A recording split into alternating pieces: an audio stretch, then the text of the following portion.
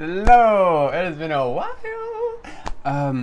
Before I forget, as always, I'm doing readings, info in the description to book a reading with me. I love doing readings. Come get a reading. No need to be shy. I also do like recorded audio and video and written readings. So there's all kinds of readings that you can get. And any kind of questions, love life, personal purpose, challenges, fears, needing to make a breakthrough, especially at a time like this.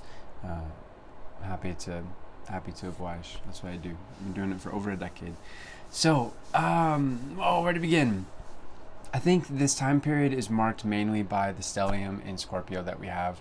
Sun, Venus, and Mercury opposite Uranus and Taurus, like we talked about last time. Mars, retrograde in Gemini, influencing a lot of that. So what does this all mean? Basically, where to begin? I think first and foremost, what's been popping out to me and my reflections in life since the last video is the real importance of making sure that we are not getting too bogged down in our feelings. It is very easy at this time to fixate on things. I think especially to fixate when it comes to negative emotions. There's a lot of beautiful things about Venus and Scorpio, but that particular energy is a rough energy. It's one of those energies that we have to kind of work through a lot of challenges to reach the good that it offers. And I've been noticing it within myself and within others. It's so easy to fixate. I think especially fixating on some kind of mental aspect of things. So overthinking something, getting really angry but not knowing how to release it because Mars is retrograde in Gemini. Mars in Gemini, wanting to argue, wanting to wage war. Mars with words and ideas and thoughts. Gemini also being quite,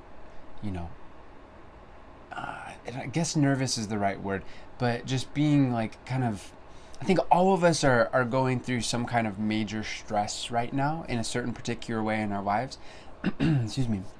And of course, during every time, well, not every time, but pretty much every time, there's some kind of stressors going on as per our solar system of square energy, opposite energy, etc. So it's normal for these kind of stressors to happen. It's not like and it's nothing to worry about. None of this is ever anything to worry about. But considering we're dealing with outer planets here, so we're dealing with long-term cycles, there's certain stressors that we haven't experienced for a while that are popping up again, or that are requiring some kind of new breakthrough at this time. And that's the beautiful news, and we'll get to that in just a moment, because there's so much opportunity for breakthrough and evolution, and we'll get to that. But again, we want to be mindful that everybody is very, very susceptible at this time to focusing on the negative, overthinking. I think especially, again, that Venus in Scorpio, it can make us quite... let me provide an example. My best friend, I have several best friends who I consider really dear to me, but the person I spend the most time with, and he doesn't watch these videos, so whatever. And I'm not going to say his name because that would be wrong. But basically, like, even hanging out with him last night, I had to tell him, I was like, dude, stop. Like, there is a little bit of just, like, being too, we generally tease each other, and it's all in good fun, but there was just a little bit too much of, like, emotional weight behind the kind of teasing, so it felt like microaggressions. And I said, like, you're being like passive aggressive microaggressions, stop. And then he chilled out, it was fine. But there is that tendency at this time to fixate on something negative and then feel irritated and then look to somebody else, usually somebody who's really close to us, to then like lash out, and that's not good. That's not necessary. I think what came to me today, even thinking about this just in general, because I've been battling it with myself too. And there's a whole other part of what's going, basically why that, there's so much to talk about with that too. We'll get into that. But basically there's another square that's happening that's causing a lot of tension here too, of Mars in Gemini retrograde, right? Square Neptune in Pisces particularly. Jupiter in Pisces also, but mainly that Neptune. We'll get to that. Shelve that thought. The thing that came to me today about this kind of angst or, overthinking or feeling... maybe being a little bit too active to say something or to not, necessarily channel the frustration or anger in a healthy way, is to utilize, or even if something is like stressful for you, right, to utilize humor. That's one of the greatest things about Mars in Gemini. So there's a beautiful opportunity to kind of diffuse some of that tension, and you could look at it as in a direct sense of like, okay, I need to have this conversation with somebody. So I'm going to use humor to treat it in a lighter way. Like, I'm still going to be direct. I'm still going to say how I feel. The Scorpio energy, it can't help but do that.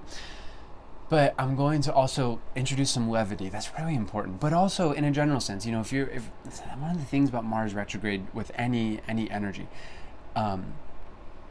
is, and again, this is the energy that we're all experiencing right now, is sometimes we experience frustration, especially going back to that thought, because it's square that transiting Neptune. So we might not even really know the source of our frustration, or we know the source, but we can't really do anything about it right now. Not majorly enough to change the tension in this particular situation, right? We can make decisions moving forward, we can change things moving forward, and that's really good to keep in mind too, because there is a good trine happening with transiting Saturn, trine Mars and Gemini. So focus on the long-term solutions. Don't get too caught up in the short term at this time, because it's pretty much a guarantee that our short term is going to be marred in two different ways as per clarity and as per being able to act on things in a very effective manner. One, the Scorpio energy is going to focus on, it just tends to do this. It's pretty much going to almost for sure focus too much on the negative, or at least it's not going to be as able to capture the more positive ideas or possibilities at this time, or even words. Words is another thing. We can calm ourselves, we can meditate before we speak, and we can find what needs to be said without being too intense or too biting or too, again, Venus in Scorpio with the Mars Gemini is like being too unconsciously projecting our anger and frustration onto other people. So there's that thing. And then the other thing that's really good to keep in mind during this time is Mars square Neptune. Again, we may not know exactly where the frustration, anger is coming from. Again, I give shout outs all the time to the only astrologer who I actually really pay attention to. I'm on my own trip in life, so I'm always looking at the energies and formulating, like just kind of connecting with the universe directly. So that's why I just don't really watch. There's plenty of other great astrologers, but the only one that I really pay attention to is Elsa at elsa.com, and her bringing this up in her regular newsletters really got me realizing, oh right, that's a factor, that's a key factor. And there is that square again of Mars square Neptune, and what she said, I'm paraphrasing, but the general sentiment of what she said, which I love, is just be very careful about who you're going to shoot at this time with your words, you know, because it's very easy to shoot yourself. Again, kind of key example, my friend last night, like he's frustrated about these things going on in his life, like, and we talk all the time, so I know what they are, and we're able to talk about it, so that helps the situation beautifully. But he's like kind of shooting at me a little, and it's like, don't shoot at me, there's no need, it's not cool, and I'm just going to call you out on it and or not hang out with you. So all in all, like this, just, you know, for all of us, let's just channel our anger in a healthy, productive way. Let's take accountability where need be. That's another factor that we really need to keep in mind. Venus is conjunct Sun and Mercury. There's amazing stuff for that as per being able to communicate with others with not only that levity, like we were talking about, the humor, but also with a sense of grace, diplomacy, and also being able to understand where the other person's at, as well as understanding where we're coming from. But to access that, we need to, again, not give in too much to our own anger and negative emotions and fixations and fear. Fear is the key thing for any energy, but especially for Scorpio energy, is focusing too much on what if, or, you know, fear-based thinking and action is never good. And at this time, it's very easy to dip into that, to fall into that whirlpool. And then, you know, we communicate to other people, our thoughts and our words are not of a very positive, focused, uplifting nature. Even if we're focused on, or even if we have to communicate something that is negative, that's okay. But to have the right mindset, to have the right perspective with it, that helps everything. I can't put it into words enough. Everything. And again, you know, right thoughts, right words, right actions. So then that influences our actions as well. So there's that, but also we want to make sure we're not being too lazy at this time. Venus conjunct Sun, that happens. So let's make sure we take accountability for ourselves. It's really easy to go at this time in life, but what are we doing to make our lives better? And that brings us to this weekend. Moon is in Aries right now for pretty much all of tomorrow, as well as Sunday. So this weekend is seeing a lot of energy for action, and which is great, because the last couple of days of Moon in Pisces with these particular energies, it was kind of a potentially a morass. I think a lot of people were feeling maybe vaguely kind of just out of it, maybe a little bit. Again, maybe that square, like feeling frustrated or not quite know exactly what we're feeling, whatever. Well, now we're able to go, okay, this is what I'm feeling. This was what needs to get done. I got to communicate. So like I said, let's take our time. One last thing. This is really important for today.